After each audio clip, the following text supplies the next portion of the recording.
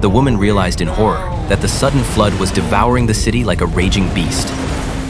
Hours earlier, Mila had been awakened by a gentle but persistent tapping of rain against her window. She pulled back the curtain to find floodwater already risen to the height of the car tires outside. At first, she thought little of it, until water began to spread across the floor without warning. Then she realized in horror, the flood outside had reached her windowsill. The news on TV reported that the water level had already submerged the third floor, and Mila lived on the third floor. At that rate, her apartment would be completely underwater in minutes. She frantically gathered a few things, scooped up her son, and rushed out. In the hallway, water was already ankle deep as the entire building scrambled upward. Carrying her son on her back, Mila struggled forward, but the elevators were dead and the stairwells were completely blocked. In under 2 minutes, the water had surged from her ankles to her thighs. Beneath ominous clouds lit by flashes of lightning, frantic waves tore through the last remnants of calm, like a terrifying omen of the end times. Mila turned toward another staircase, climbing higher, but a glance down revealed countless people fighting desperately in the current.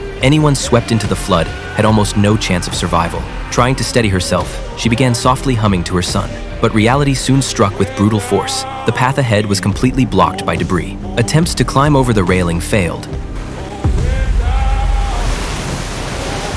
forcing a retreat back down. She reached a floor not yet flooded, crowded with people seeking refuge. In a blink, her son was gone from her side. Panicked, Mila rushed into an open apartment to search, just as the floodwater smashed through the window with crushing force. Mila was knocked unconscious briefly. When she came to, she groped her way to the apartment door, but couldn't get it open. She felt a surge of despair, believing this was where she would die. Then, unexpectedly, the door was pulled open from the outside. A man helped Mila and her son to the surface and immediately began performing CPR on the child.